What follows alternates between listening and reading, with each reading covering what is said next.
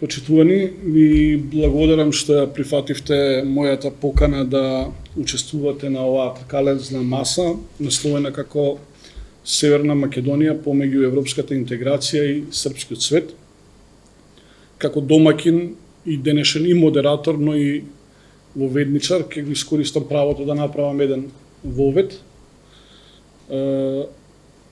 во темата, па потоа ќе отвориме и дискусијата и на крај ќе дадеме заклучоци. Република Северна Македонија веќе 2 години го живее своето стопирање на европската интеграција. Овој обид да се сопре европската интеграција на Република Северна Македонија и да се одвои од пакетот кој треба да влезе до 29 година во Европската унија, Црна Гора и Албанија. Сметам дека воопшто не е случаен, посебно ако се има во обид дека сегашната власт, тогашната опозиција ВМРО-ДПМН уште во опозиција имаше силна логистичка поддршка од два авторитарни лидери, тогаш Орбан кој уште беше на власт во Унгарија и Александар Вучич во Србија, кој веројатно нема да биде уште долго во Србија на власт, но уште е тука и уште еден структивен регионален играч. Посебен контекст е на сето ова дека ВМРО-ДПМН од опозиција се обиде да го спречи влегувањето на Северна Македонија во НАТО, така што беше јасно против Преспанскиот договор. И тој договор, како и францускиот предлог сега, со кој го попречува патот кон Европската унија, беше обвикан во една пропаганда дека се загрозува идентитетот на етничките македонци. Таа реторика, ако се подсетите, во тој дел со НАТО беше северџани, Преспанскиот договор задира во идентитетот, промената на името задира во идентитетот, но гледаме дека во тој дел сега е напуштена таа реторика и нормално ги користат бенефитите од членството во НАТО.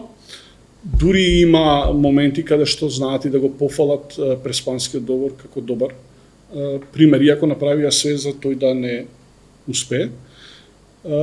Големото влијание на Орбан и на Вучич, кои беа прогласени од сите светски интелектуалци во сите релевантни извештаи на Европската унија и на Стейт Департментот дека Орбан беше прокси играч на Путин во самата Европска унија, а Вучич е прокси играч на Русија и на Путин во Западниот Балкан. Воведот ќе го завршам со таа реченица која што ја кажа премиерот: спремете се за маратон кон Европската унија. Она што недостасува како дополнување на таа реченица е дека во овие 2 години Македонија истрча еден сериозен шпринт во интеграција во српскиот свет. Српскиот свет и неговото влијание се препознаени во релевантните извештаи на Европската унија, не само кон Северна Македонија и во нашиот извештај за Македонија, туку и кон Босна, Црна Гора, Косово, со цел да и тие држави го успорат својот пат кон Европската унија и со јасно назначена реченица дека српскиот свет шири малигно проруско влијание. Таа политика е препознаена и во последниот закон на Стейт Департментот кој го усвои за Западниот Балкан, каде што јасно се укажува на недостатокот на демократскиот капацитет на режимот во Србија, а покрај тоа, освен се зборува и за отсуството од владењето на правото, нешто што е карактеристика на авторитарни лидери и авторитарни режими, и секако и таму повторено дека Србија шири малигно влијание во Западен Балкан во корист на Русија. Дополнително во дебатата ќе се приклучам. Јас би тргнал прво со Никица. Никица повеќе. Благодарам, Джелјо. Сигурна сум дека на денешната дебата ќе имаме компетентни стручни мислења од различен аспект. Затоа јас ќе се обидам на почеток, бидејќи сепак темата е зададена Северна Македонија помеѓу Европска унија и Српскиот свет, а Српскиот свет, можам комотно да кажам дека од кога влезе во извештајот, значи кога стана официјален правен политички термин во извештајот на Европскиот парламент 2 години поред, стана прилично комотно да се употребува во јавниот дискурс кај нас, што не беше случај претходно.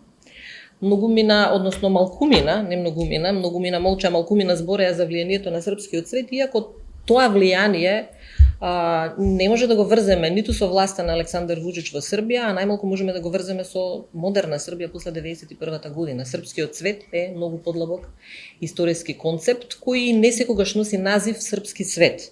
Затоа јас дозволете да дадам една мала историска ретроспектива или историска основа која мислам дека ќе биде корисна за самата дискусија, затоа што неретко во современиот дискурс кај нас се става знак на еднаквост помеѓу Српскиот свет и Рускиот свет, што не значи дека тие не се поклопуваат во одредени точки, што не значи дека немаат никаков заеднички интерес во влијанието денес, меѓутоа тие се според мене суштински различни, а мислам дека нивната заедничка употреба кај нас, односно Рускиот свет практично служи како параван за да се намали или да се минимизира влијанието на Српскиот свет.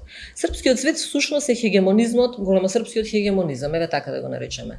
Тој не мора да носи назив Српски свет. И самата српска, еве да кажеме, модерна политичка елита, лани или преклани го применува во српски интегрализам. Може би тоа кај нас и помина малку незабележано.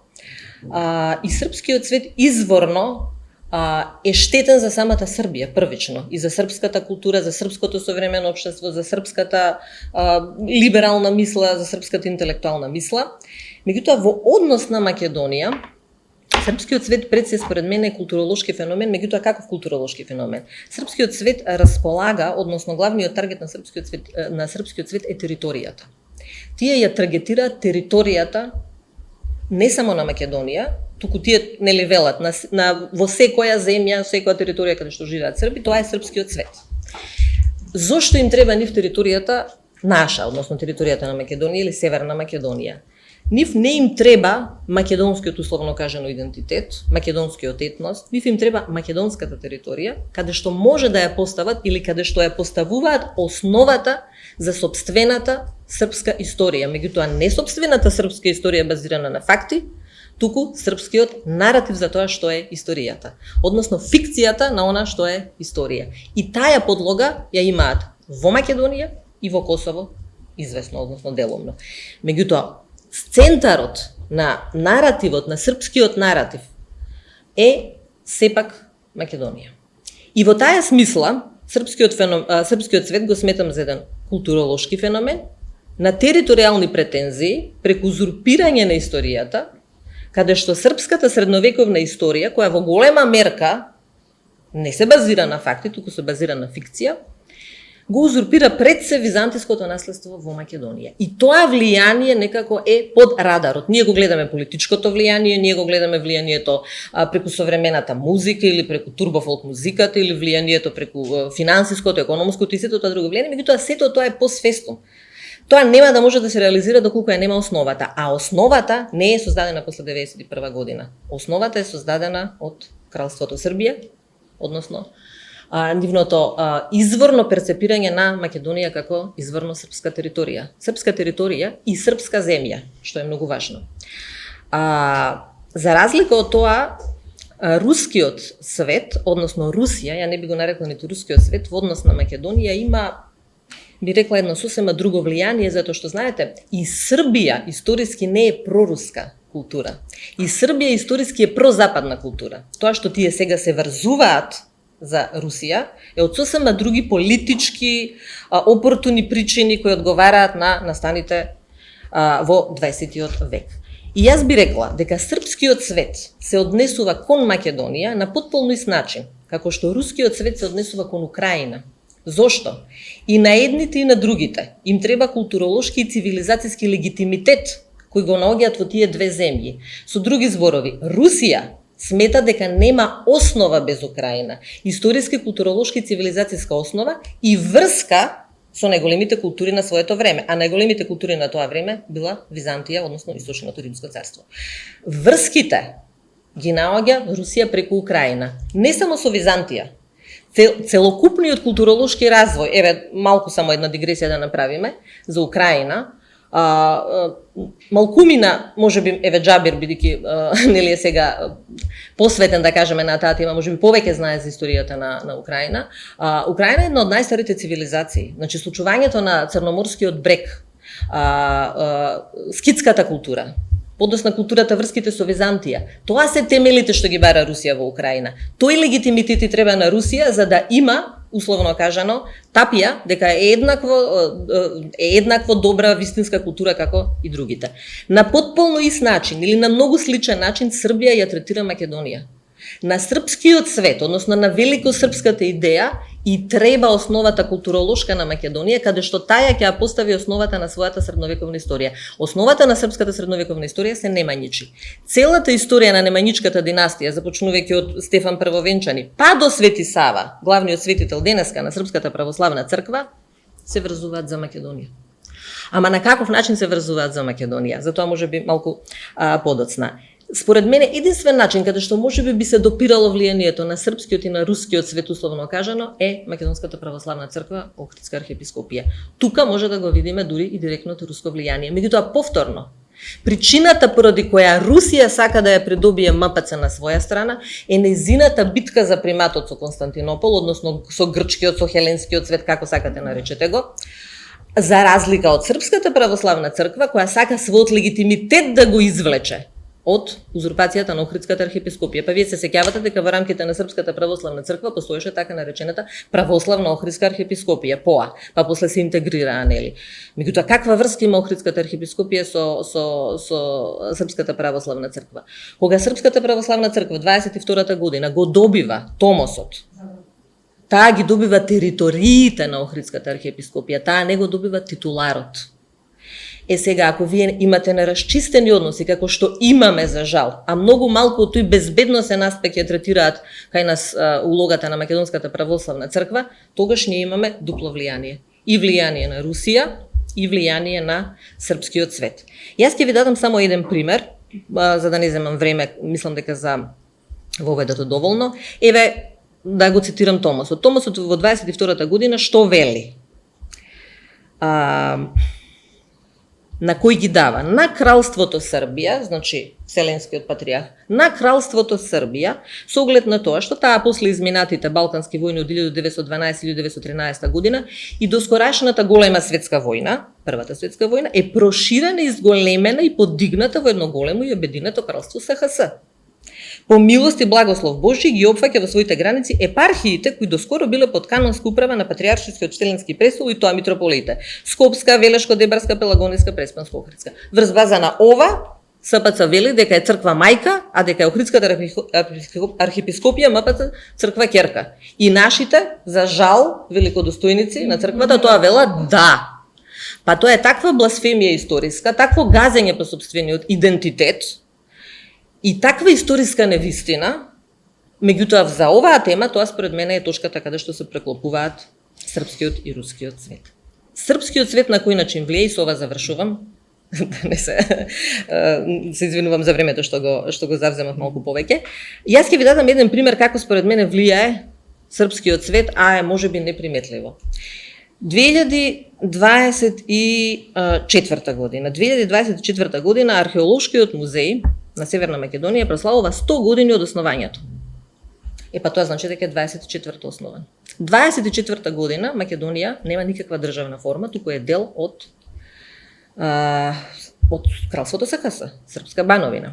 И вели, членови на Скопското научно друштво ја формирале збирката на камени споменици, која станала иницијална колекција на музеот на Вардарската бановина, формирана на 1 април 1924 година. И тоа ние го славиме. Го славиме институционално. Наша институција го слави. Не се меша Србија од страна. Не се меша Александар Вучич. Наша институција слави 100 годишнина непостоечка и прави континуитет, правен и политички континуитет со српска Српска бановина, значи ние ако немаме држава до 45 година и нашиот археолошки музеј е формиран 1949 година, па тоа е апсурдот уште поголем.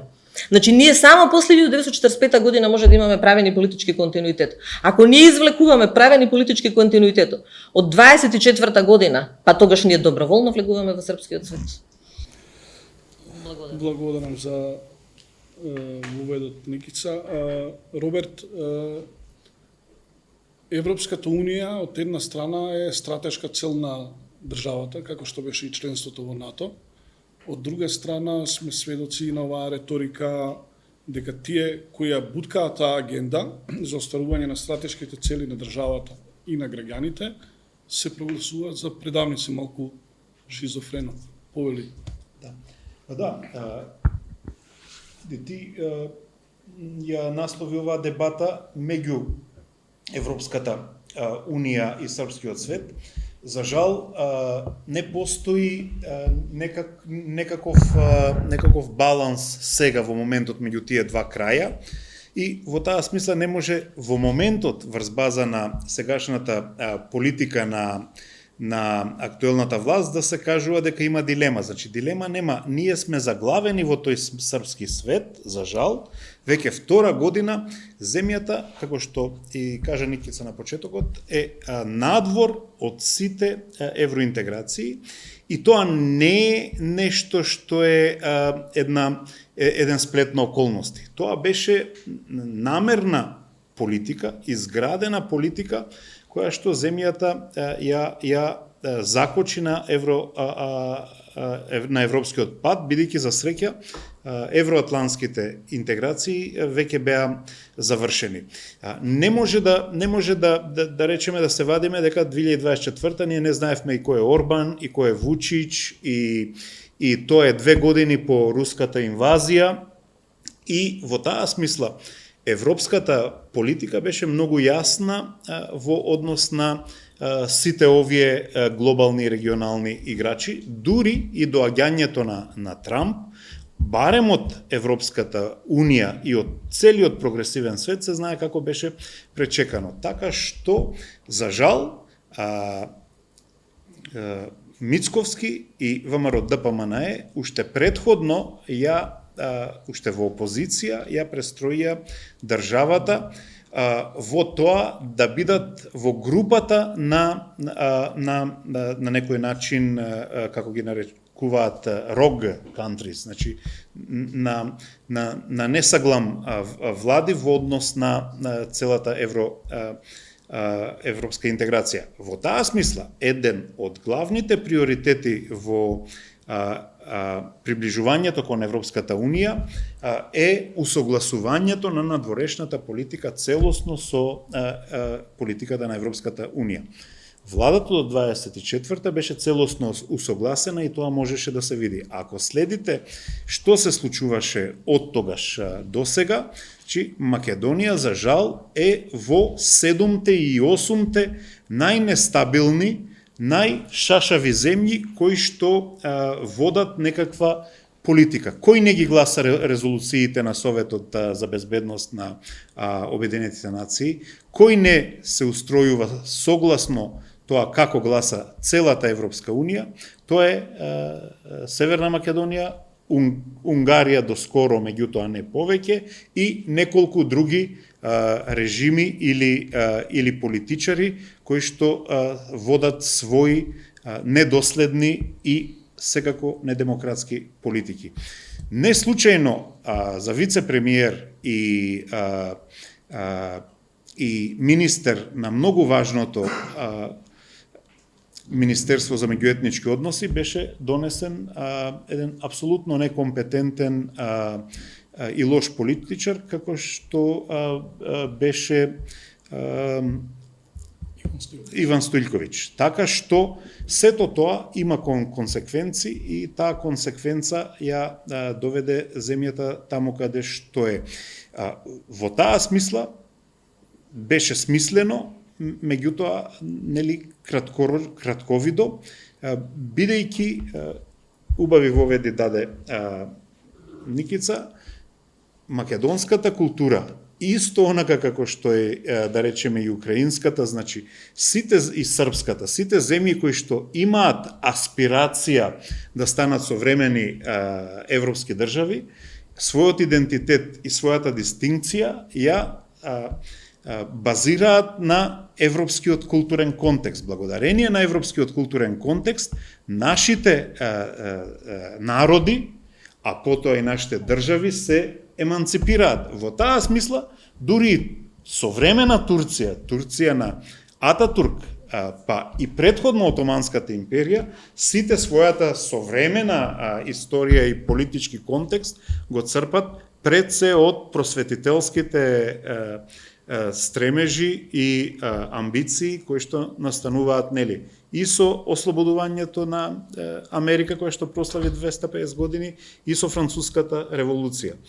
И затоа за нас нема поголема несреќа од тоа што овие 2 години ние станавме некаква реплика на Орбан во моментот кога народот на Унгарија, а потоа и Европската Унија, го демонтира тој Орбанов режим, а и, како што рековме, режимот на Вучич е при крај, а гледаме во последно време дека и работите со Руската Федерација не одат како што тие посакуваат.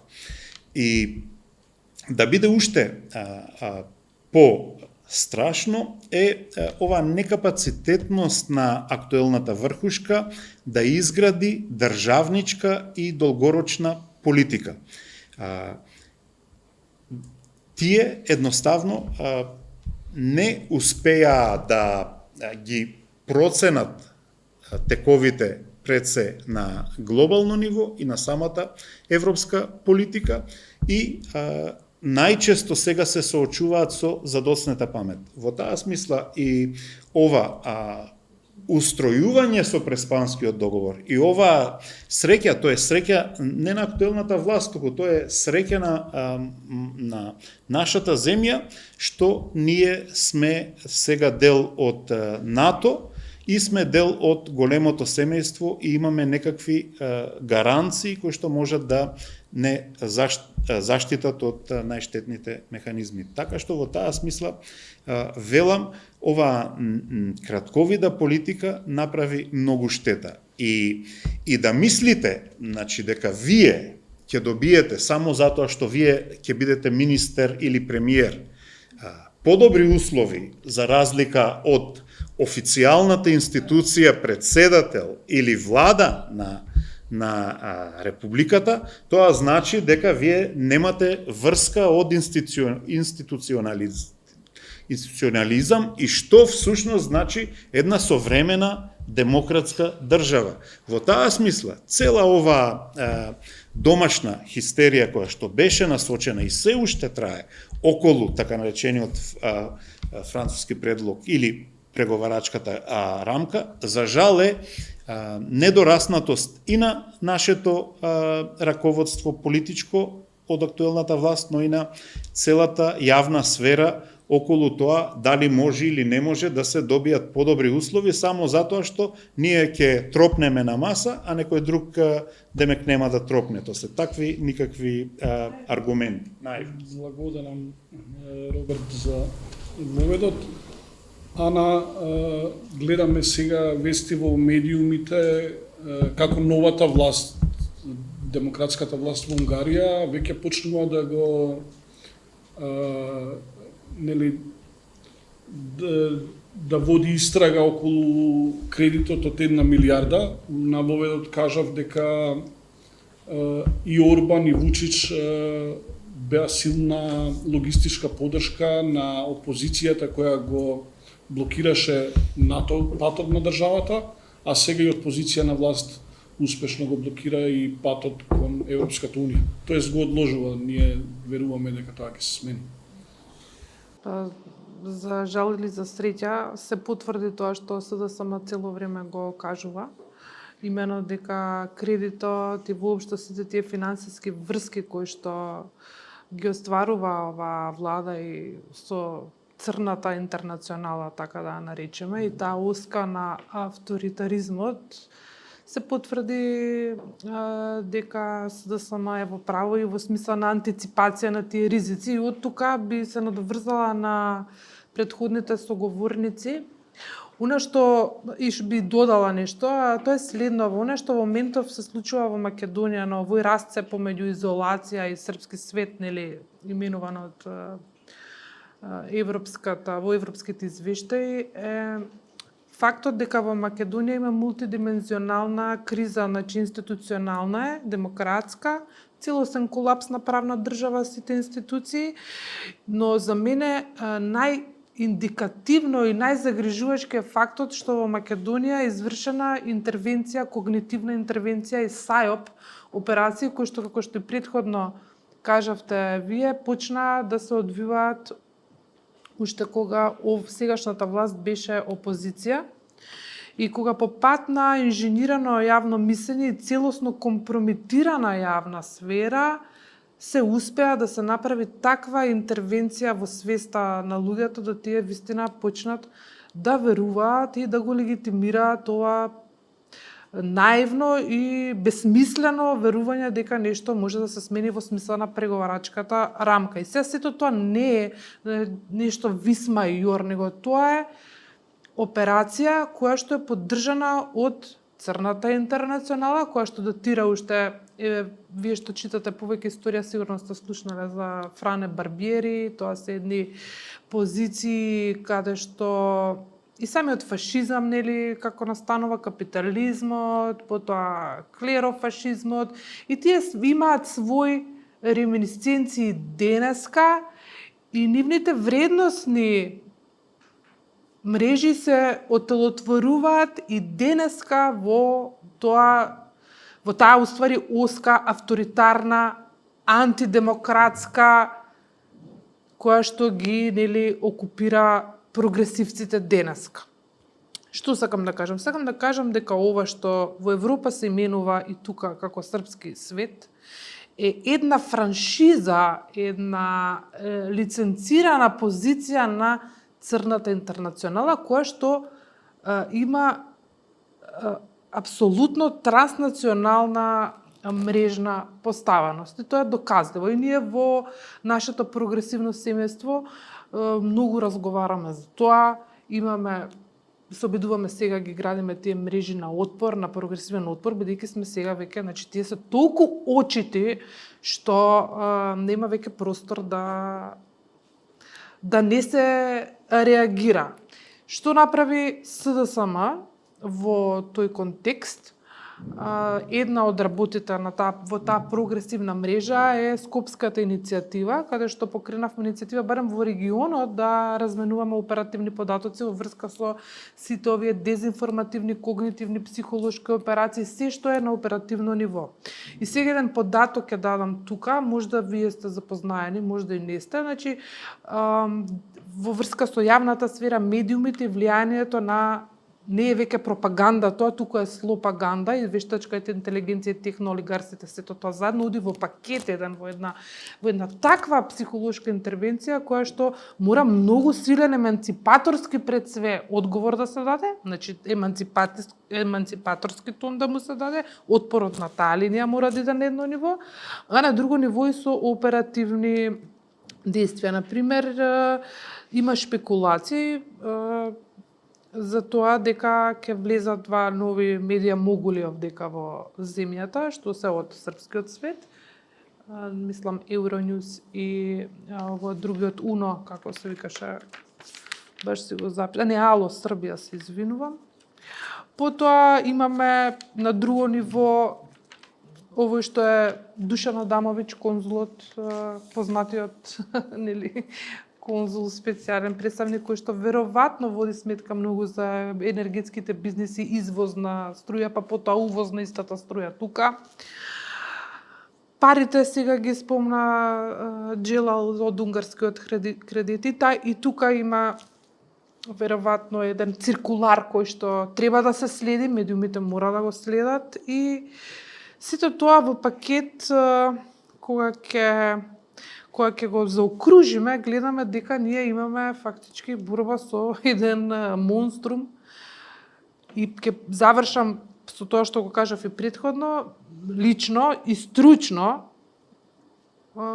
мене најмногу ме загрижува таа интервенција во свеста која што не е од сега, него од претходно, впрочем и извештаите на Европската Унија тоа го нотираа дека опозицијата тогашна е главен дезинформатор во земјата, тоа после резултираше за бекатон протестот кога еден беше повреден човек, полицајот со протестите, меѓутоа тоа трае, тука треба тој штит, тука треба да се гради околу свеста и облиците, можните облици на еманципацијски отпор.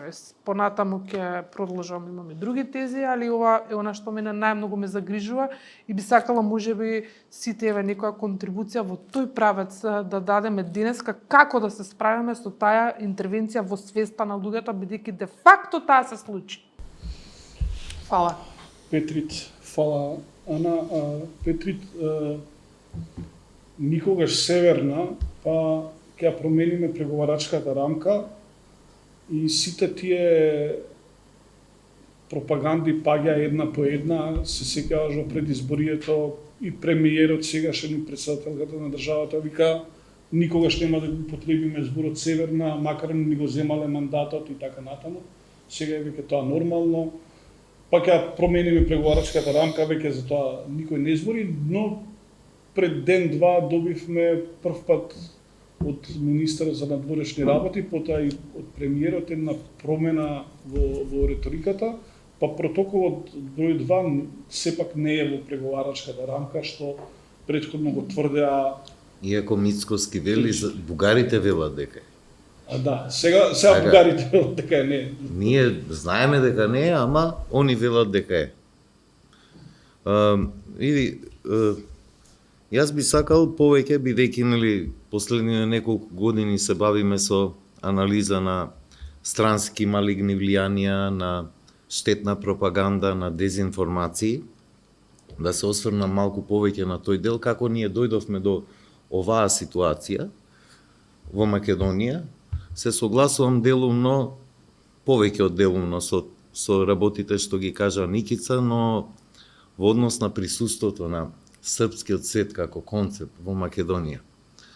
Значи, не е само таа романтичарска историја, нели, од кралот Милутин, кој што ги нападнал тогаш византиските територии на Македонија и си го прогласил Скопје за престолнина, па Душан се крунисал како цар во Скопје, па во самиот Душанов законник стои дека он е цар сербски и македонски, и арбанашки меѓу другото, значи се прогласил цар на сите народи на Балканот тогашни. Народи во таа историска смисла, не во модерна смисла.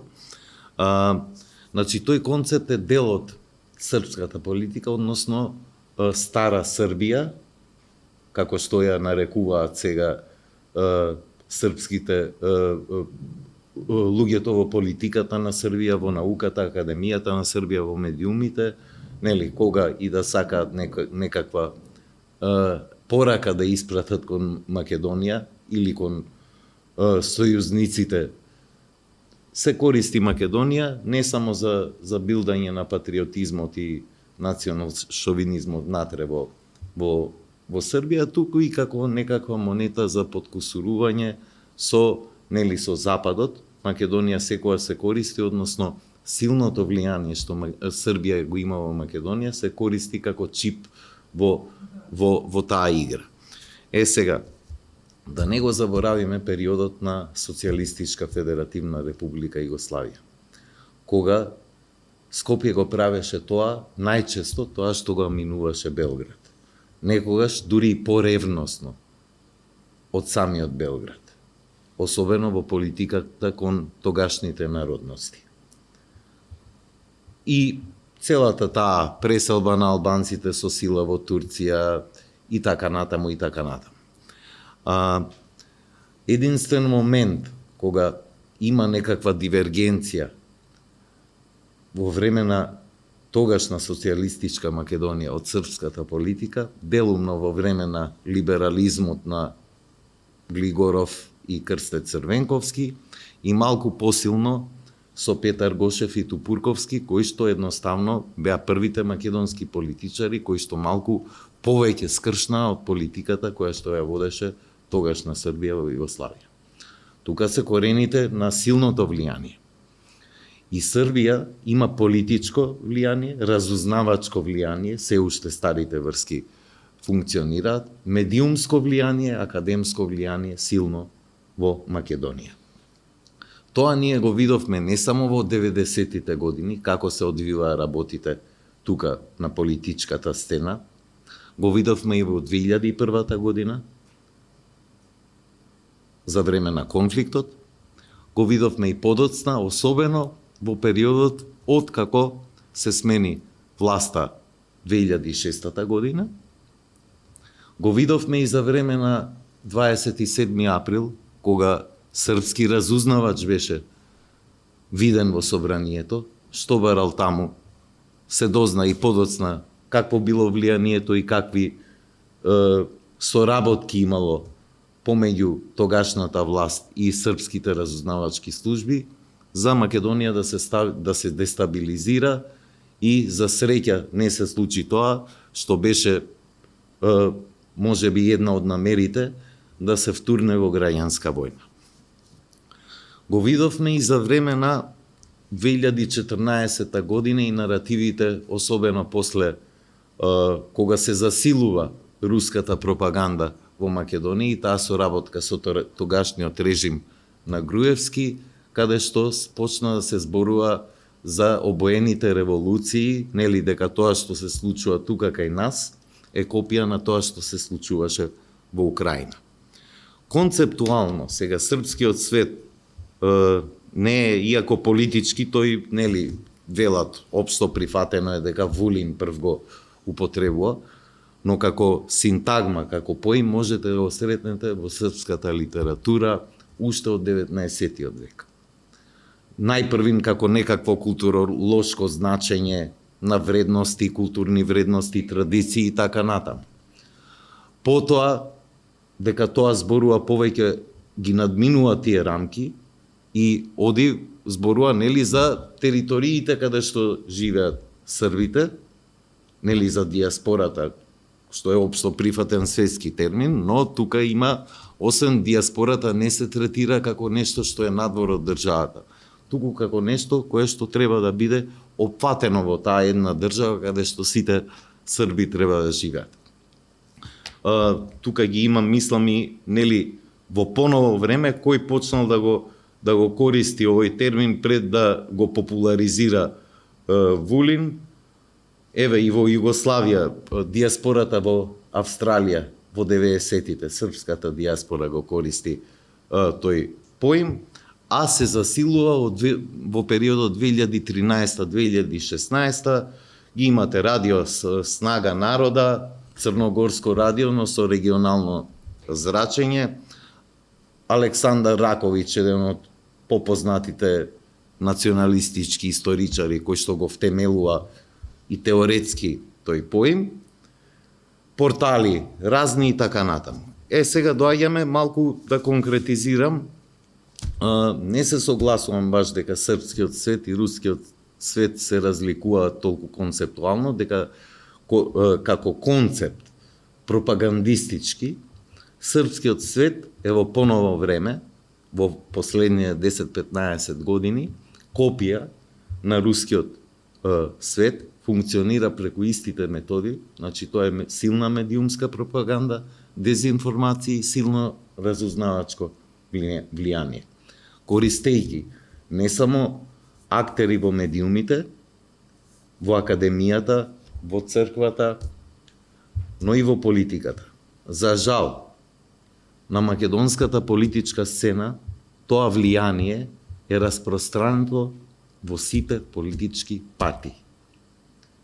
Не само во оние кои што се директно под влијание на Русија и Србија, ги знаеме, тоа се некои помали партии, но една и стана и посилна во поново време и доби 6 пратеника има во собранието, тоа е партијата Левица, која е експонент на влијанието на Русија и на Кина во земјата, родина Единствена Македонија и така натаму, кои што се вон парламентарни партии, но ние тоа влијание го гледаме и во најсилните политички партии на македонската сцена.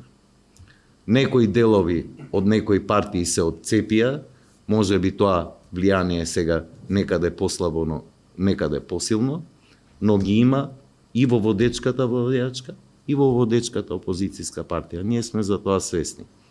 Еден период додека СДСМ беше на власт, овој период 2017-2024 се обиде да се оттргне од тој концепт и видовме како тоа резултираше на крај со катастрофални бројки на изборите и пораз кој што го донесе српскиот свет повторно на пиедесталот.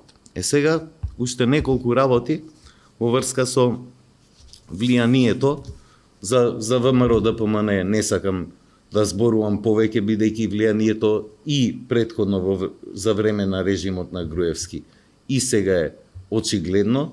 За тоа зборуваат извештаите на Европската комисија и извештајот на Вајц, кој што јасно кажува дека Унгарија и Србија имаат силно влијание на Македонија и дека тоа силно влијание рефлектира на блокада на евроинтеграцијскиот процес. Најсилното, како тоа е со целото ова историско влијание, медиумско и така натаму, на тоа можеме да му додадеме и некои условно речено објективни околности. Например, Србија многу паметно го искористи моментот на пандемијата со вакцините Вучич што ги носеше во Македонија. Тогаш ние и во извештаи, односно во анкети на јавно мислење, за време на тој период и после тоа гледаме силно зголемување на позитивната перцепција на граѓаните на Македонија во однос на како ја перцепираат Србија и српската држава. Например, 2000 од 37% претходно, како беше она, имате овие истражувањата за дезинформации и странски влијанија на фондација Метаморфозис. Во 2023 година, бројките се, во 2022 година, 66,3% од испитаниците ја посочиле Србија како најголем пријател на Македонија. Во 2020 следната година, веќе таа бројка е 71%, околу 71%, а 72,7% оцениле дека Србија има позитивно влијание во земјата. И не е само тоа и тие истражувања на Метаморфозис, имате и истражувања на Брима за потребите на Евротинг, каде што 37 од испитаниците на ниво на цела држава одговориле дека Србија е најголем пријател, повеќе од сите други останати земји во регионот. Исто така и Преспа институтот 2023 слична анкета дека 62,8% од граѓаните изјавиле дека Србија е земјата со која Северна Македонија споделува најмногу вредности и треба да има најблиски односи. Се тоа последица и на блиското и на далечното историско влијание, на силната пропаганда на Србија, пред се за своји потреби, но и соработката, односно користењето на тоа влијание на Србија од страна на Русија за да се наруши евроинтеграцијскиот процес и евроатлантскиот процес и пат на земјата. Тоа го гледавме ние преку влијанието силно медиумско, што поради јазичната блискост и многу граѓани на Македонија следат српски медиуми. Српските медиуми, за разлика од другите регионални медиуми, ги имате многу повеќе на сите кабелски телевизии, значи на сите кабелски оператори, и на Телеком, и по градовите други, ако отидете, кои што имаат локални кабелски оператори, го има тоа влијание. Значи не е едноставно, има и историски контекст, но моментално Србија игра две улоги, односно таа пропаганда две улоги. Едната е за своите потреби, историски аспирации кон стара Србија, Втората е како прокси на Русија, која што ја го користи српскиот свет, медиумски, политички, академски, црковен, за да влијае на Македонија и да ја отргне од Евроатлантскиот пакт. Благодарам, Петрит. Джабир Доко. Имаме два Джабира, Джабир Дерала и Джабир Доко. Джабир Доко, со тебе, со Джабир Дерала, ќе да завршиме првиот круг. Ако остане време. Има време. Од културолошки аспект, некако парадоксална ситуација. Од една страна во Република Северна Македонија е сопрен европскиот пат. Од друга страна во Северна Македонија се прави контрапротест за поддршка на Вучич од демократската јавност во Србија, која со студентите веќе долго време протестира. Како ти изгледа оваа чудна ситуација, да речеме, улогата на Северна Македонија во српскиот свет е да го спасува режимот на Србија од демократската јавност во Србија, која by the way не ги споделува вредностите и она што го спомнавме на почетокот. Значи, српскиот свет во овој момент, иако прави и регионални проблеми Босна и Херцеговина, Црна Гора, Косово и Северна Македонија, најголемите проблеми ги прави во самата Србија кон демократската јавност, не дозволувајќи да демократијата земе замав во нивното општество. Ти благодарам, Джело, и за денешната иницијатива за денешниот настан. Се надевам дека денешниот настан ќе иницира и инспирација први меѓу нас, а потоа и пошироко. Јас навистина би сакал да се задржам на психолошката и на социолошката димензија на целава дискусија. Професорката Чупеска веќе зачна со одредени теории околу психолошката состојба на нашето општество во однос на евроинтеграцијскиот процес, а сличен момент е и тоа што го спомна ти, интересниот, односно абсурдниот настан на митинг за поддршка на власта на режимот на Вучич, што се одржа пред некое време во мислечини во Куманово. Сите сме согласни дека со промената на власта пред 2 години, нашиот правец околу европскиот интегративен процес не само што забави, може би и тргна наопако. Сега, во ваква ситуација, нормално се појавуваат и абсурдни ситуации. Претходно напоменавме дека до пред некоја недела имавме министер за односи меѓу заедниците, кој во јавноста е познат по своите скандалозни изјави. Човек што воопшто не може да ги представува сите етнички заедници во нашата земја, кои имаат различни особини, културолошки, јазични, религиозни и слично. И ние како општество можеби не реагиравме доволно на таквиот избор. Како и да немаше отпор, па дури меѓу помалобројните етнички заедници. Ретки беа тие личности кои јавно го критикува и упатува на тоа дека ваков еден избор е абсурден. Затоа, јас би се надоврзал и на таа тема дека да, Европската Унија е процес каде што нашата земја треба да си ги усогласи сите своите закони со европските закони, треба да ги довршиме реформите во институциите и слично. И тоа гледаме дека цело време се бомбардира и во јавноста, и премиерот, и сите министри, и функционери на одредени институции, цело време се фалат со тоа дека нашата земја ги исполнува сите реформи со добра динамика, ни даваат некои такви пораки дека политичките личности се залагаат тие реформи да бидат испорачани на време, а од друга страна, можеби сите забораваме дека многу позагрижувачки е феноменот што нашето општество барем јас имам такво чувство дека се оддалечува од европските вредности. Бидејќи баш денес повторно разгледував некои јавни истражувања, нешто што спомна и Петрит, во нашата земја, кога ќе биде поставено прашањето во кои лидери имате најмногу доверба во регионот и пошироко, во првите 5 места, па слободно можам да кажам и во топ 10 места, скоро и да не се појавува некој политичар, државник, лидер што има прогресивни идеи. Сите се личности кои имаат авторитарен пристап, со цврста рака, и тоа на некој начин ни дава една порака и идеја за перцепцијата на нашето општество за демократијата. Исто така, апсурдно е што ние како општество можеби сме единствено општество, барем од тие држави кои јас ги следам и во регионот и малку пошироко, каде што, например, ние немаме јавни личности, авторитарни личности од културниот живот, па би рекол дури од естрада, што толку се аполитични.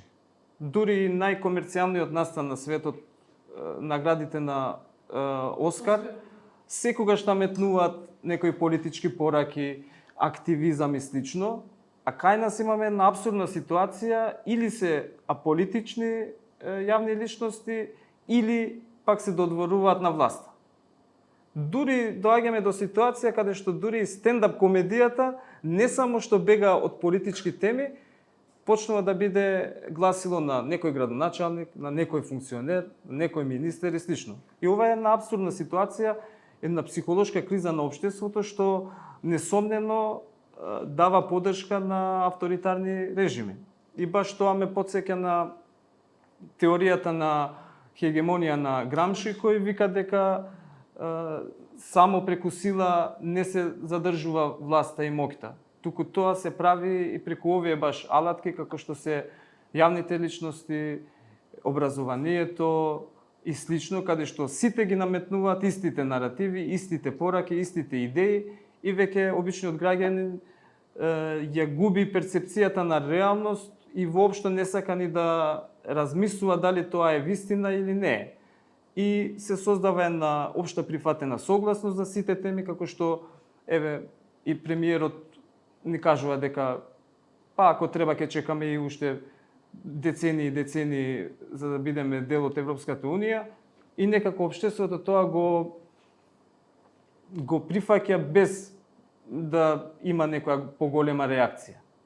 И тоа ни укажува дека можеби проблемот не е во тоа што политички се оддалечуваме од Европската унија, туку и општествено веќе како да се движиме кон еден друг правец, што е загрижувачки, бидејќи можеби за некое време ќе има политичка промена во нашата земја, но мајндсетот не се менува толку брзо. И тоа долгорочно може да ни донесе дополнителни проблеми и да се движиме во еден друг правец, односно општеството да има конфликт меѓу себе, дали навистина сака да биде дел од Европската унија, која, ете, јас припаѓам во една таа генерација што од рано детство растеме со таа теорија дека Европската унија е нашата цел, политичка, општествена и слично, што на крај треба да резултира нели и со економска придобивка, и со подобар квалитет на живот и слично. Благодарам Доко за овојдот, господин Дерала за крај на првиот круг. Негде во почетокот на воведните обраќања зборевме за урушувањето на авторитарните режими, падна Орбан, се клати Вучич, спомна Роберт и дека не е баш сјајно и кај Путин внатре. Таа стара една теза дека сепак стабилократијата не е одржлива ниту на среден и на долг рок, од една страна, и друга страна низ призма на медиумската работа, аголот кој го отвори Петрит. Ние овдека цело време имавме истражувања кои зборуваа за Орбановите медиуми, тоест медиуми, начини како се финансираат, имаше разни костури, јасни правци од каде доаѓаат парите, но она што го спомна и Петрит, некако изостана мапирањето на медиумите на српскиот свет, а тие паралелно работат, дури едниве играа и дуплата улога, но има медиуми кои вака на прва можеби и не спаѓаат во Орбановите медиуми, но кога ќе дојдат осетливи теми, како што е да речеме оваа година геноцидот во Сребреница, ние за прв пат имавме да председател на влада после повеќе години, самата влада, председателката на држава нема порака кон граѓаните. Една политичка партија во Србија имаше.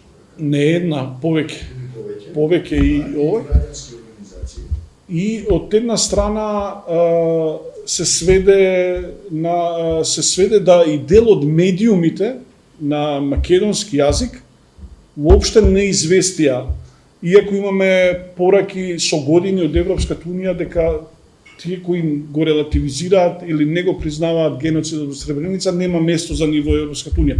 Од овој агол медиумската положба и распадот на тоталитарните режими. Добро, тоа не го доживувам толку како прашање колку како вовед, бидејќи навистина ова беа многу квалитетни излагања. Многу сум среќен што токму Цивил медија е избрана да го покрие овој настан и да го обработи, да биде продуцент. Како главен уредник многу сум задоволен што имаме ваков драгоцен материјал. Навистина ви благодарам на сите, особено тебе за довербата. Добра е поставена тезата и темата. Мислам дека еден добар дел од одговорот веќе се содржи барем во две излагања претходно, ако не и повеќе, меѓутоа кај Петри Тијана имавме назнаки за тоа како отприлика може да се одреди одговорот. Тука особено ме израдува повикот на Ана на некој начин, апелот да дајте да видиме, да најдеме решение, да понудиме решение, и навистина е тоа добро и конструктивно, иако не сум многу оптимист во тој поглед, за жал. Што се однесува до Орбан Маѓар, смената, драматичната смена и катаклизмата на Орбан, барем во бројки. Ако се сеќавате, истата вечер или веќе утредента са Бајле, ја напишав една подолга анализа, заснована на тоа што претходно и истражував и ги следев сите фази на изборите 2 години пред да се одржат изборите во април во Унгарија.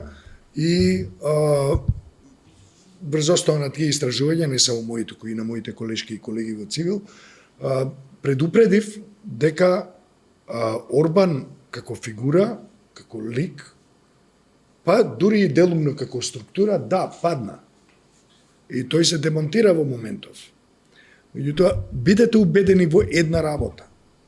Особено ако една структура била во добра релација, синхронизирана, хранета со ноу-хау, ако не и со пари и други средства и логистики, со Кремлин, со Кремљ, таа структура тешко е ќе ти падне. Таа се прилагодува. Вие ќе препознаете, малку се зборуваше за српските медиуми, ама ќе препознаете како одеднаш се креваат други големи компании. Се преструктурираат некои екосистеми медиумски, обштествени, политички и така натаму. И имате ситуација во која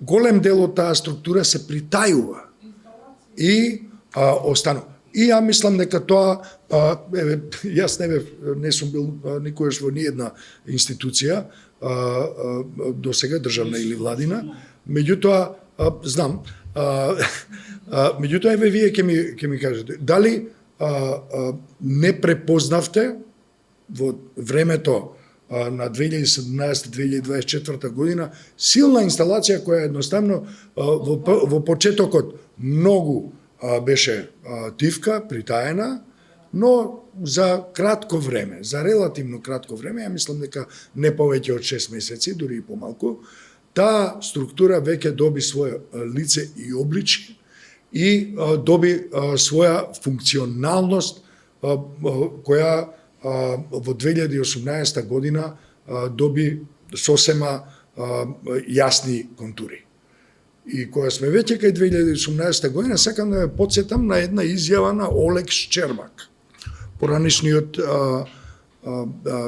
амбасадор на Руската Федерација во Скопје.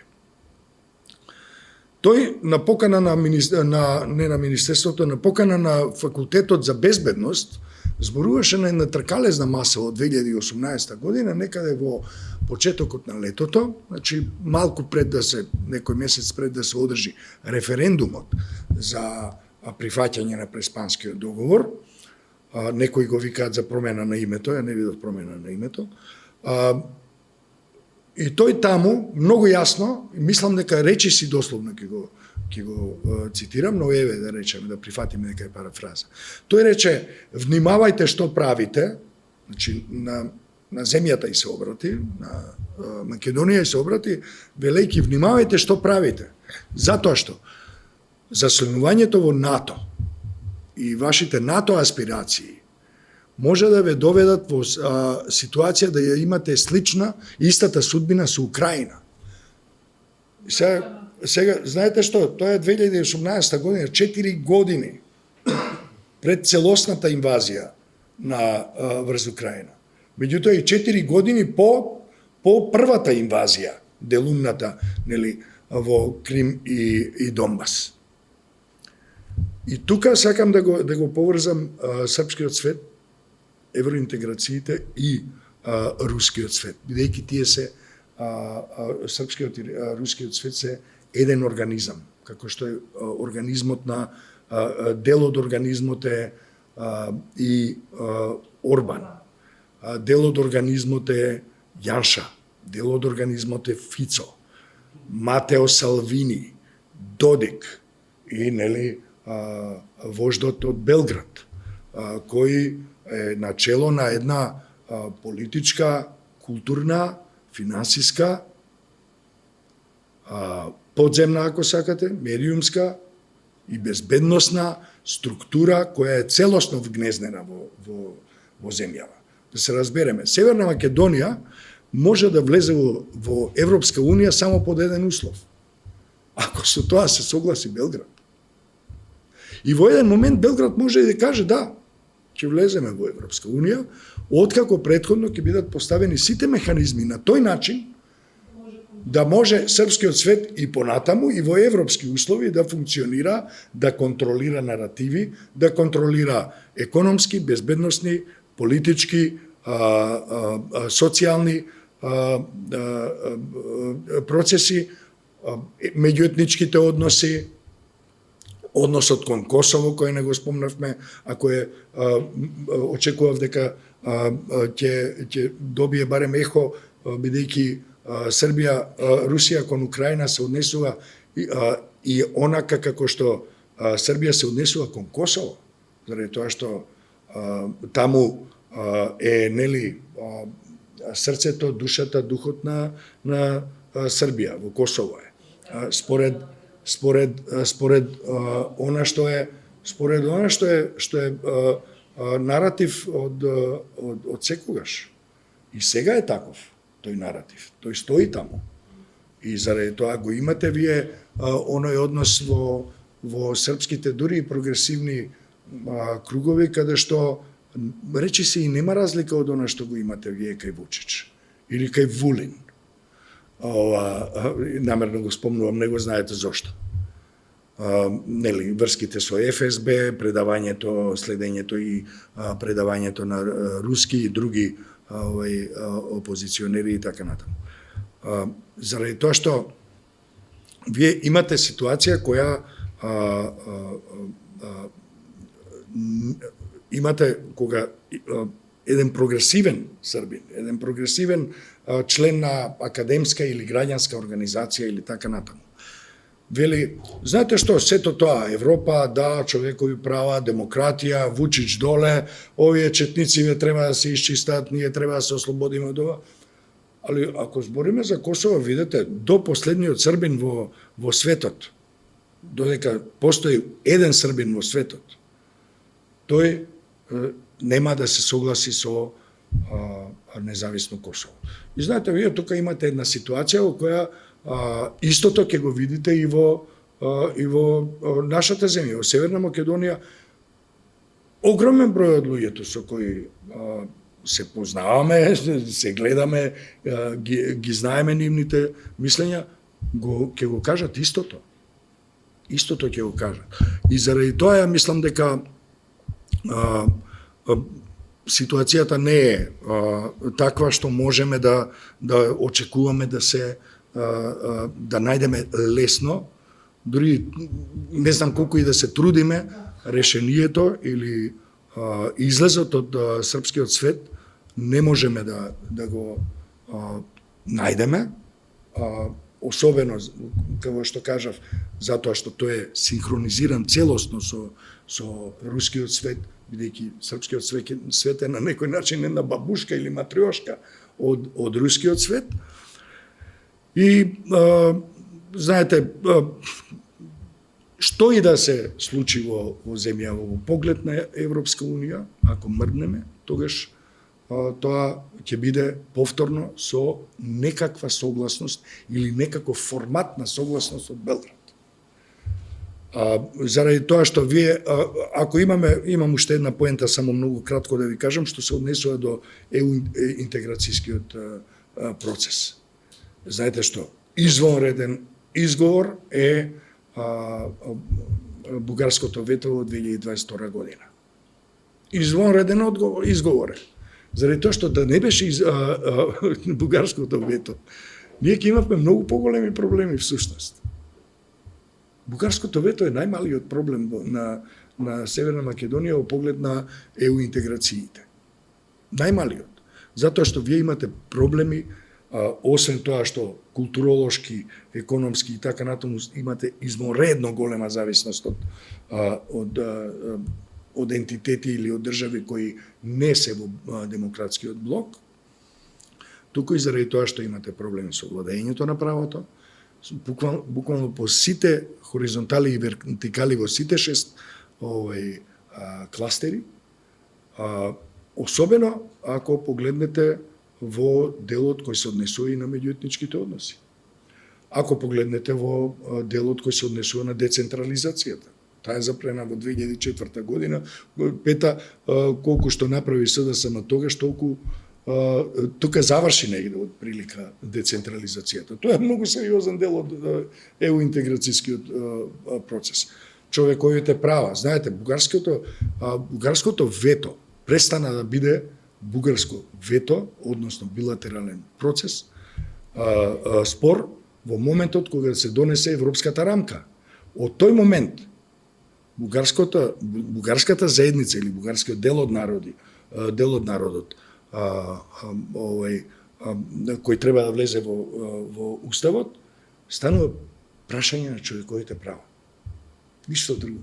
Ние имаме проблем со човековите права, а го представуваме како единствена и важна причина за стопирање на интеграцијскиот процес во Европска Унија. Тоа е, се разбира, не е доволно како за меморабилен завршеток, но мислам дека и читателите, меѓу кои вие, бидејќи сте и авторки и автори на медиумската платформа на Цивил, знаете дека тоа е простор каде што овие идеи во многу подлабоки и подетални формати се објавуваат и може да се прочитаат. Благодарам, Џабир.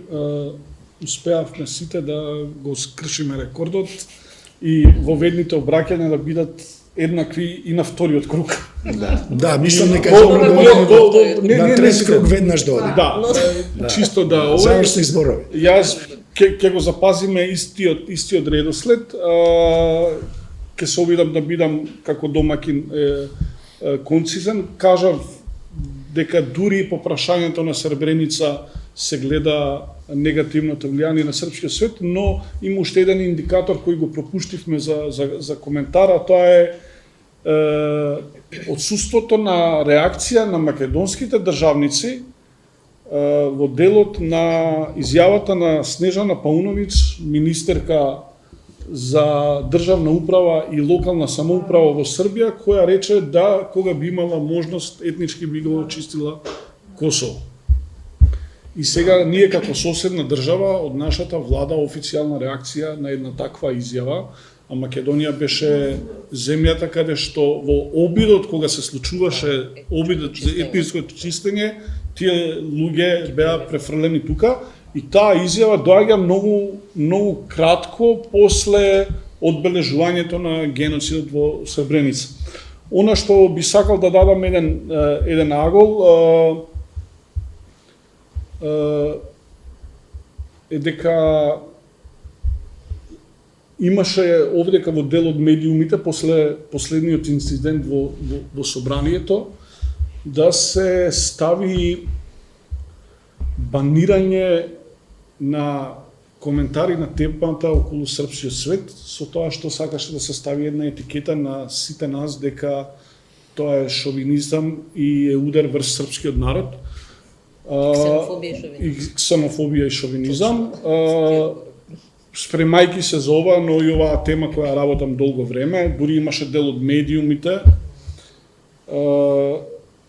објавуваат текстови на таа тема, дојдов до и до резолуциите кои се усвоени во Европскиот парламент, но и политиките дека српскиот свет е еден политички концепт и кој во овој момент парадоксално најголемата штета, освен на државите во регионот, најголемата штета буквално ја прави врз демократската јавност и српскиот народ во Србија.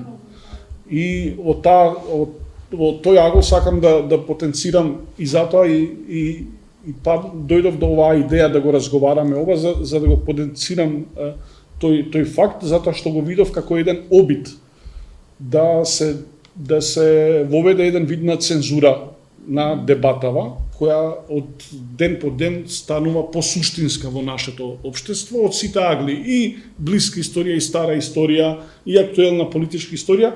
Најжално од се е и обидот да со последниот инцидент во собранието, кој можеше да прерасне во одредени моменти кои ќе направат еден и етнички инцидент.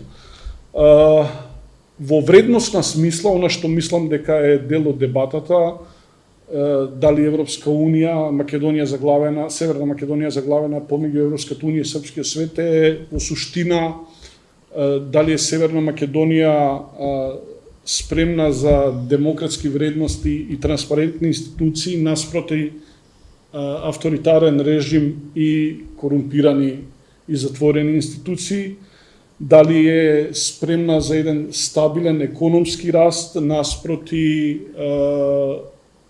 јасното богатење на олигархијата, која дел од олигархијата јасно го помага кочењето на Северна Македонија кон Европската Унија. Дали ние ќе се залагаме за отворени општества или за тоталитарни општества и дали ќе ја потенцираме потребата од граѓанска одговорност наспроти општества во кои примитивниот национализам ќе буди емоции и ниски страсти кај населението и можеби најважно све општества каде што има јасно владење на право наспроти приватна држава. Ние видовме во однесувањето, па ако сакате и на премиерот во последните 2 години, каде што многу често велеше ќе ги влечеме за уши, па ќе му се јавиме на обвинителот, па еве сега го повикувам обвинителството да го провери тој и тој случај. Во суштина дебатата е таа, дали сакаме организирана демократска држава со владење на право и економски напредок, интегрирано во Европската Унија, или во она што се подразбира српски свет, каде што рековме дека авторитарните режими со стабилократијата не може да понудат економски развој и просперитет за граѓаните, но од друга страна наметнуваат сериозни проблеми. Идеме сега во завршните зборови, повторно во истиот редослед. Никица повеќе. По 3. По 3 минути. Добро. Интересно е што во извештајот на Европскиот парламент српскиот цвет се доведува во контекст на суверенитетот и територијалниот интегритет. Значи се загрозува суверенитетот потенцијално и територијалниот интегритет на целиот регион. И тоа е интересно што синтагмата за српскиот цвет е ставена во извештајот за Северна Македонија, ама се однесува и за Црна Гора, и за Косово, и за Босна и Херцеговина. Тоа доволно говори колку станало влијанието сега силно, што не значи дека не било и до сега. Јас мислам дека Македонија, Република Македонија, сега Република Северна Македонија, се сочува со српскиот свет од почеток, од првиот ден на независност од 91 година. И ја не мислам дека ние не сме направиле напредок. Напротив, сето она што ние сме го постигнале овие 35 години е се потенцијален метафорички пораз за српскиот свет. Прво, самиот факт дека имаме независна и суверена држава е пораз за концепт кој вика хегемонистички дека вие сте дел културолошки, историски, територијално на друга територија. Затоа што внимавајте, српскиот свет не збори со речникот на светот после 45 година. Српскиот свет збори со речникот пред 45 година. Последното обраќање на Путин беше за тоа, тој го доведува во прашање современиот свет после 45 година. Ние зборуваме со речникот на империите, царствата пред 45 година. Тоа е опасноста со која цел свет се сочува сега во моментов.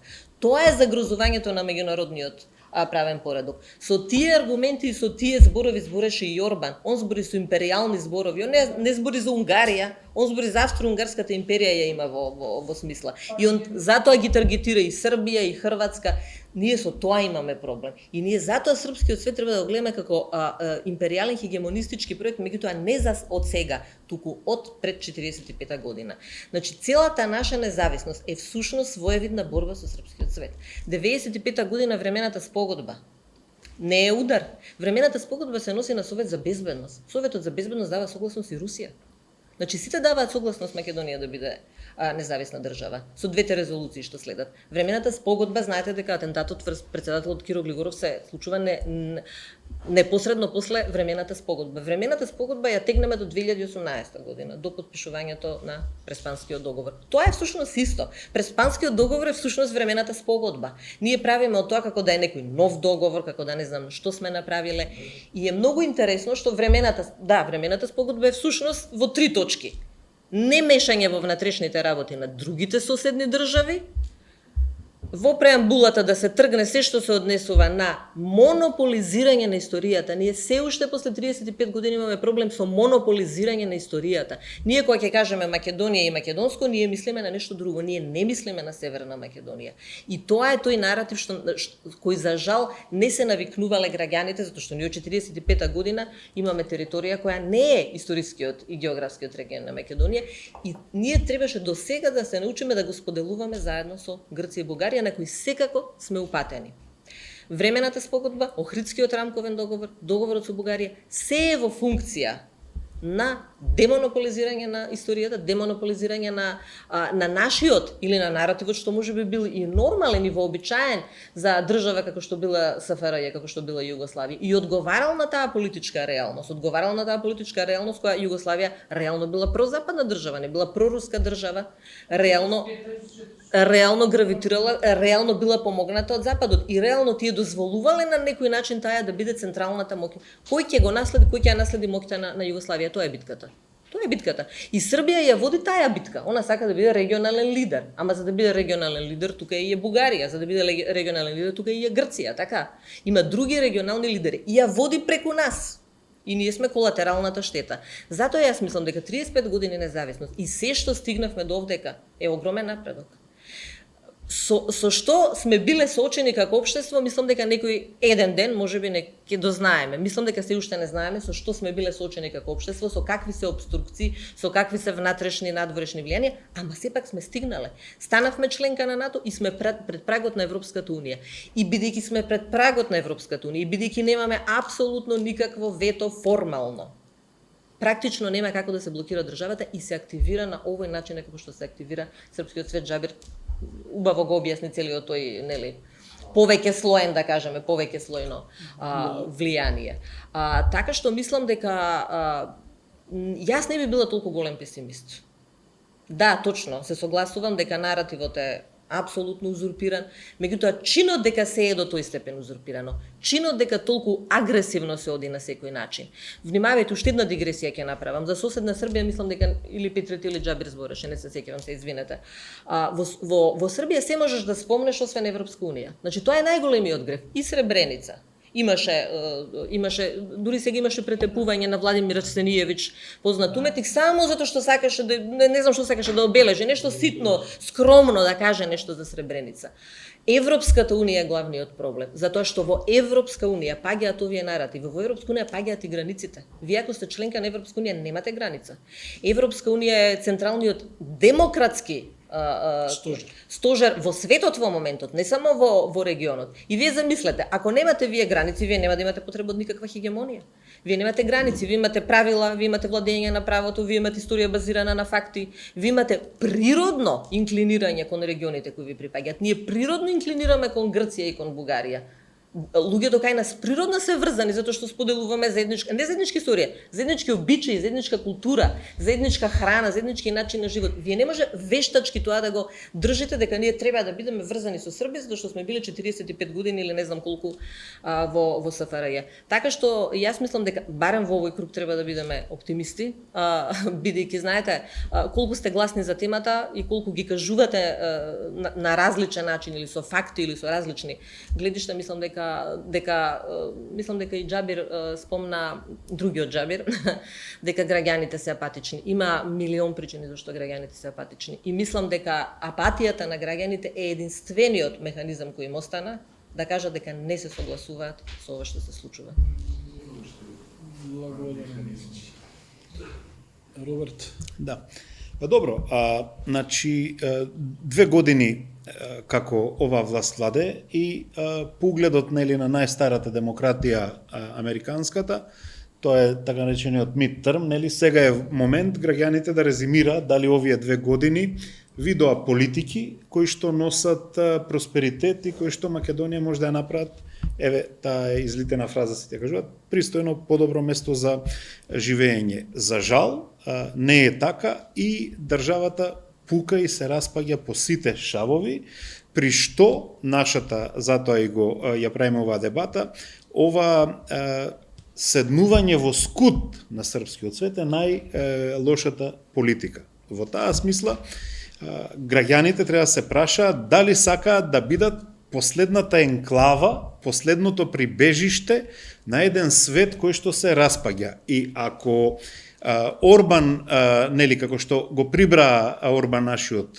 Грујо, дали сега ние, Македонија, дали Куманово сега ќе биде последното прибежиште на Вучич, на Орбан и на сите други такви авторитарни структури.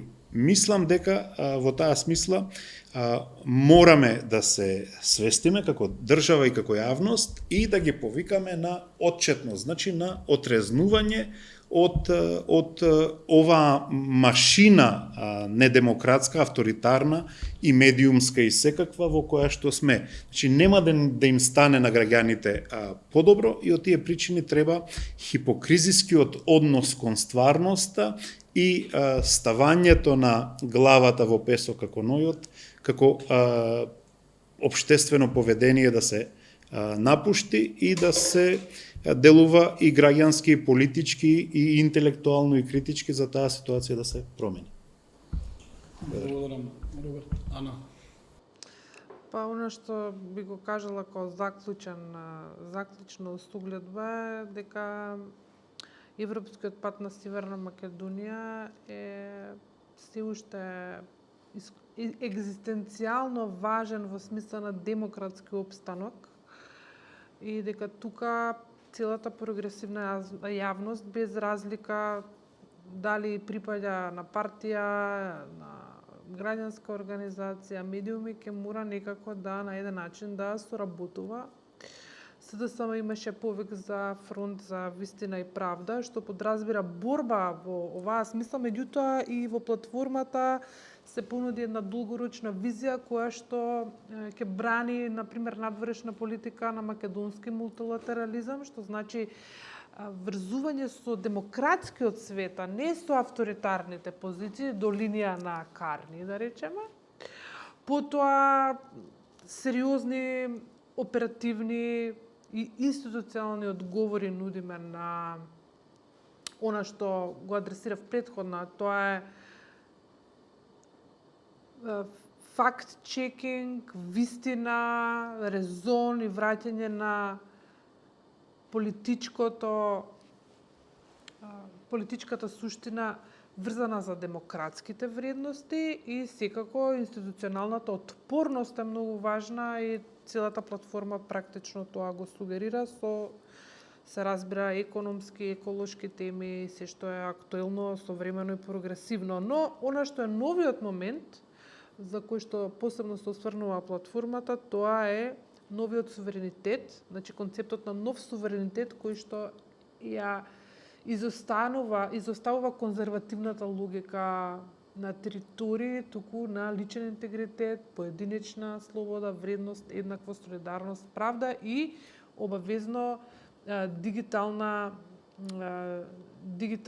автономија на индивидуите, за да не бидат податочни точки, за да не бидат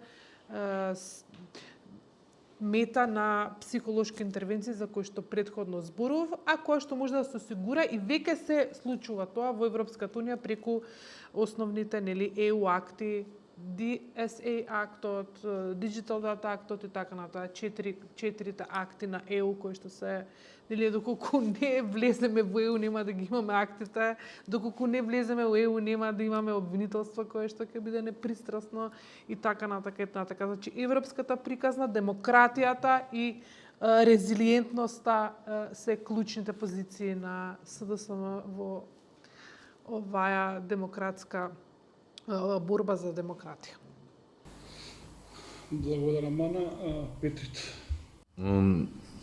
Сега, нели да зборуваме за можните решенија, колку и да изгледа тоа и да звучи тешко достижно или речиси недостижно, постојат неколку отежнителни околности. Прво е политиката на самата Европска унија, на трешните дивергенции и поделби околу стратешкиот пристап за проширување. Ги знаеме, не се нови. Можеби со кризата и со руската агресија врз Украина некои работи се поместија од мртва точка и силите кои што говорат за проширувањето станаа погласни, повторно се вратија на мазата, но не се во офанзива.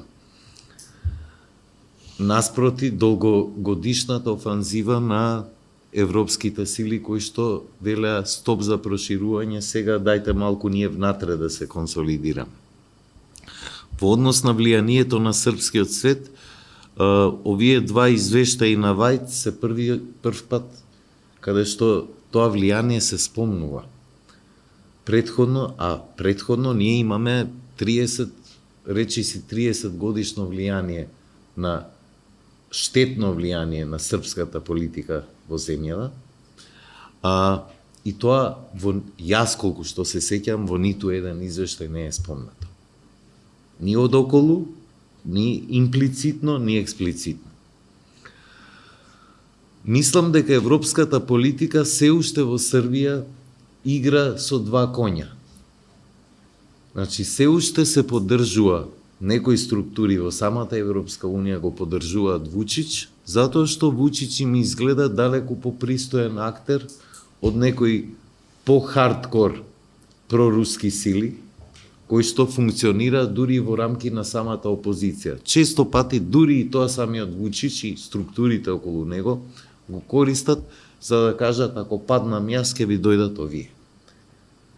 Еден од тие моменти кога веќе се спомна Косово беше некој дали меморандум, дали декларација која што произлезе од самите студентски структури, која што во својот вокабулар беше како да ја пишувале во сано.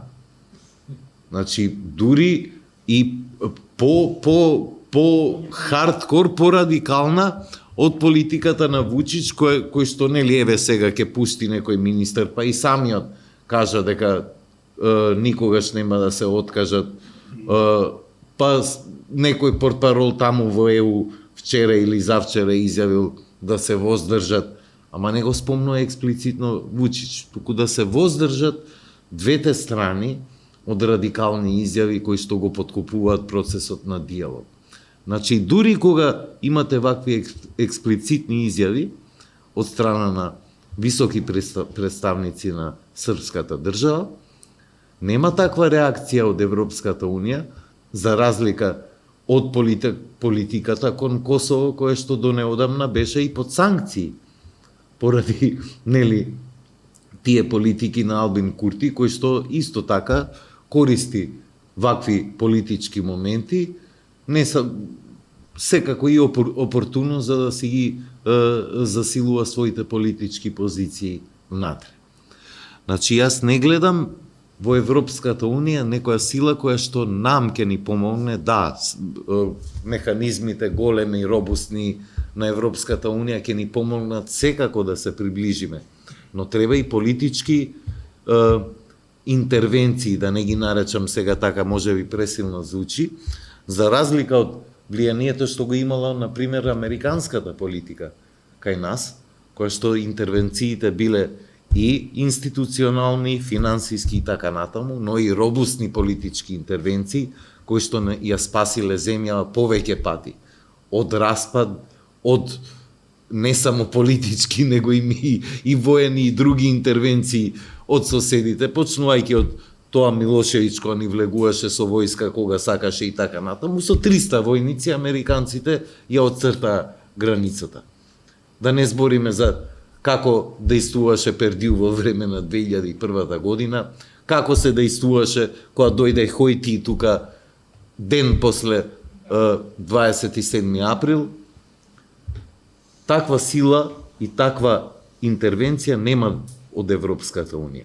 А се додека нема таков пристап Европската Унија, српскиот свет, а преку него и рускиот свет, и нивното штетно влијание ќе постои во Македонија и ќе биде многу голема отежнителна околност на патот на евроинтеграција.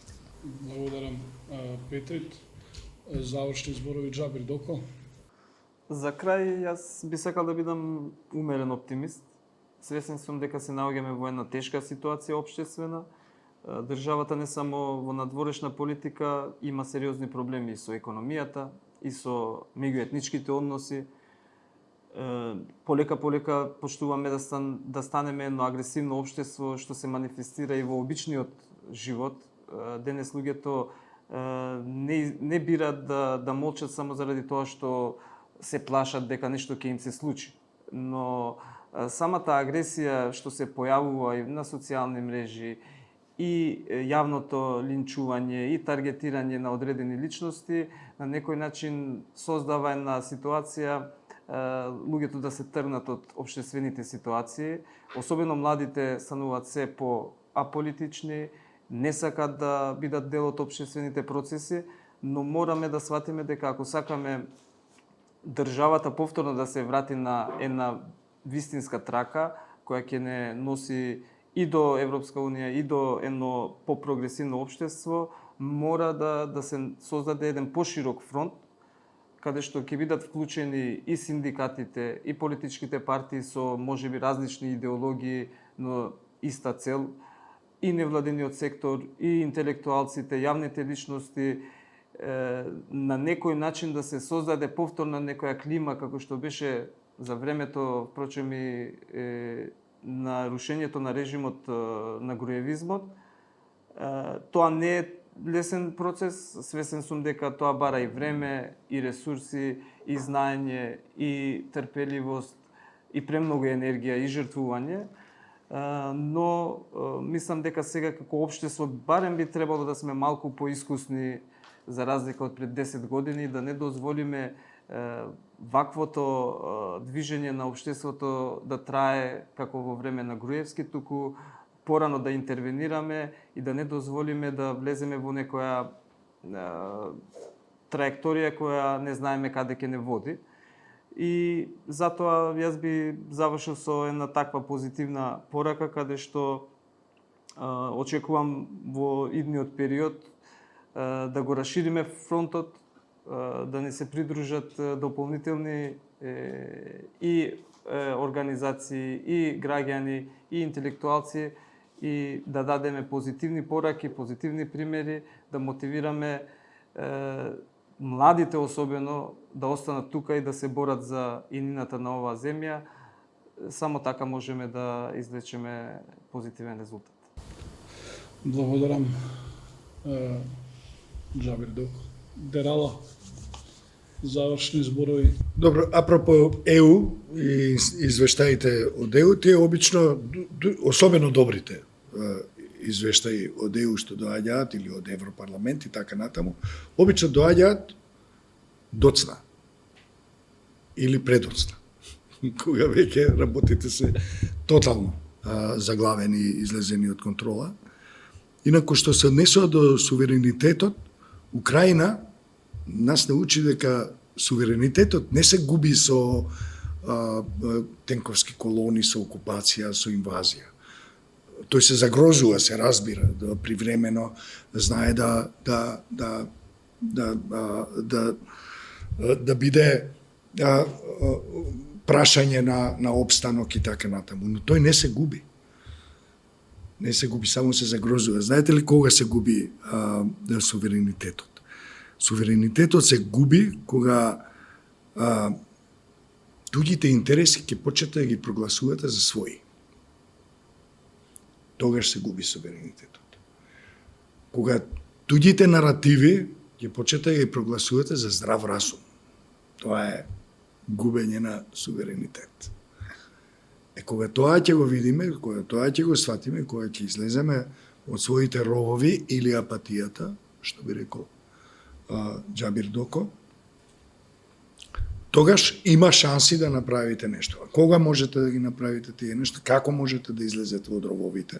Не зборувам за ровот во кој влезен Мицкоски пред отворени врати на ЕУ, влезен во ров со шлем од Прва светска војна, со знаме на Вергина на шлемот изгравиран.